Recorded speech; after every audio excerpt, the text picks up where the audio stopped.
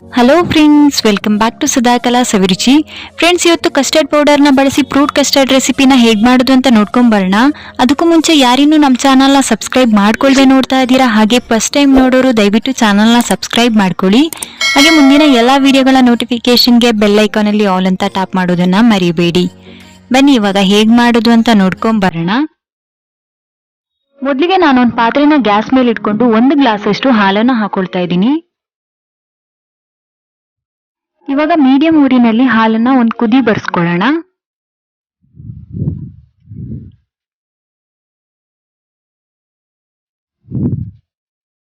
ಹಾಲು ಚೆನ್ನಾಗಿ ಕುದಿ ಬರ್ತಿದೆ. ಇವಾಗ ನಾನು ಇದಕ್ಕೆ ಸಕ್ಕರೆನ ಹಾಕೊಳ್ತಾ ಇದ್ದೀನಿ. 4 ಟೀ ಸ್ಪೂನ್ ಅಷ್ಟು ಸಕ್ಕರೆ, ಅಥವಾ ಈ ಕಪ್ನ ಅಳತೆಯಲ್ಲಿ ತಗೊಂಡ್ರೆ 1/4 ಕಪ್ ಅಷ್ಟು ಸಕ್ಕರೆನ ಹಾಕೊಂಡಿದ್ದೀನಿ. ಹಾಲನ್ನ ಅದೇ ಕಪ್ಪಲ್ಲಿ ಅಳತೆ ಮಾಡೋದಾದ್ರೆ 1.5 ಕಪ್ ಅಷ್ಟು ಹಾಲು ತಗೊಂಡಿದ್ದೆ. ಸಕ್ಕರೆ ಹಾಕೊಂಡ್ಮೇಲೆ ಹಾಲು ಚೆನ್ನಾಗಿ ಕುದೀತಿದೆ. ನಾನು ಇವಾಗ 2 ಟೀ ಸ್ಪೂನ್ ಅಷ್ಟು ಕಸ್ಟರ್ಡ್ ಪೌಡರ್ಗೆ 4 ಟೀ ಸ್ಪೂನ್ ಅಷ್ಟು ಹಾಲನ್ನ ಮಿಕ್ಸ್ ಮಾಡ್ಕೊಳ್ತಾ ಇದ್ದೀನಿ. ಕಸ್ಟರ್ಡ್ ಪೌಡರ್ ರೆಸಿಪಿನ ನಾನು ನಮ್ಮ ಚಾನಲಲ್ಲಿ ಆಲ್ರೆಡಿ ಅಪ್ಲೋಡ್ ಮಾಡಿದ್ದೀನಿ. ವಿಡಿಯೋ ನೋಡಿಲ್ಲ ಅಂದ್ರೆ ಡಿಸ್ಕ್ರಿಪ್ಷನ್ ಬಾಕ್ಸ್ ಅಲ್ಲಿ ಲಿಂಕ್ ಅನ್ನ ಹಾಕಿರ್ತೀನಿ, ಚೆಕ್ ಮಾಡಿ ನೋಡ್ಕೊಳ್ಳಿ. ತುಂಬಾನೇ ಈಸಿಯಾಗಿ ಮನೆಯಲ್ಲೇ ಮಾಡ್ಕೊಳ್ಬಹುದು. ಇವಾಗ ಕಸ್ಟರ್ಡ್ ಪೌಡರ್ನ ಹಾಕಿ ಹಾಲನ್ನ ಚೆನ್ನಾಗಿ ಕುದಿಸ್ಕೊಳ್ಳೋಣ. ಕಸ್ಟರ್ಡ್ ಪೌಡರ್ ಹಾಕಿದ್ಮೇಲೆ ಹಾಲು ಸ್ವಲ್ಪ ಗಟ್ಟಿ ಆಗ್ತಾ ಬರುತ್ತೆ. ನಾನು ಇದಕ್ಕೆ ಇವಾಗ 4 ರಿಂದ 5 ಡ್ರಾಪ್ ಅಷ್ಟು ವೆನಿಲಾ ಎಸೆನ್ಸ್ ನ ಹಾಕೊಳ್ತಾ ಇದ್ದೀನಿ. ಹಾಕೊಂಡು ಚೆನ್ನಾಗಿ ಮಿಕ್ಸ್ ಮಾಡಿಕೊಂಡು ಕುದಿಸ್ಕೊಳ್ಳೋಣ. ಇವಾಗ ಇದು ಚೆನ್ನಾಗಿ ಕುದೀತಿದೆ, ಕನ್ಸಿಸ್ಟೆನ್ಸಿ ಗಟ್ಟಿ ಆಗ್ತಾ ಬರ್ತಾ ಇದೆ. ಹಾಲು ಅರ್ಧದಷ್ಟು ಆದಾಗ ಗ್ಯಾಸ್ ಆಫ್ ಮಾಡ್ಕೊಂಡ್ರೆ ಆಯ್ತು. ಅಲ್ಲಿ ತನಕ ಇದನ್ನ ಚೆನ್ನಾಗಿ ಕುದಿಸ್ಕೊಳ್ಳೋಣ. ನಾನು ಇವಾಗ ಗ್ಯಾಸ್ ಅನ್ನ ಆಫ್ ಮಾಡ್ಕೊಳ್ತಾ ಇದ್ದೀನಿ. ನೋಡ್ತಾ ಇದ್ದೀರಲ್ಲ, ಕನ್ಸಿಸ್ಟೆನ್ಸಿ ಇಷ್ಟು ಗಟ್ಟಿ ಆಗಿದೆ. ನಂತರ ಇದನ್ನ ಒಂದು ಪಾತ್ರೆಗೆ ಹಾಕೊಳ್ತಾ ಇದ್ದೀನಿ.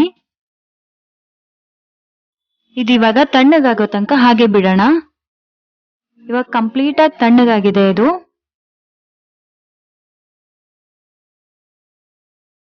ಇದಕ್ಕೆ ಇವಾಗ ಹಣ್ಣುಗಳನ್ನ ಹಾಕೊಳ್ಳೋಣ. ನಾನು ಮೊದಲಿಗೆ 3/4 ಕಪ್ ಅಷ್ಟು ಬಾಳೆಹಣ್ಣನ್ನ ಹಾಕೊಂಡಿದ್ದೀನಿ. 3/4 ಕಪ್ ಅಷ್ಟು ದಾಳಿಂಬೆ ಹಣ್ಣನ್ನ ಹಾಕೊಳ್ತಾ ಇದ್ದೀನಿ. ಹಾಗೆ ಇದಕ್ಕೆ ಕಟ್ ಮಾಡ್ಕೊಂಡಿರುವಂತ ಸೇಬು ಹಣ್ಣನ್ನ 1 ಕಪ್ ಅಷ್ಟು ಹಾಕೊಳ್ತಾ ಇದ್ದೀನಿ. ನಂತರ ಸ್ವಲ್ಪ ಡ್ರೈ ಫ್ರೂಟ್ಸ್ ನ ಹಾಕೊಳ್ತಾ ಇದ್ದೀನಿ. ಗೋಡಂಬಿ, ಬಾದಾಮಿ, ಪಿಸ್ತಾನ ಹಾಕೊಂಡಿದ್ದೀನಿ. ಇದು ಆಪ್ಷನಲ್, ಬೇಕಿದ್ರೆ ಮಾತ್ರ ಹಾಕೊಳ್ಳಿ.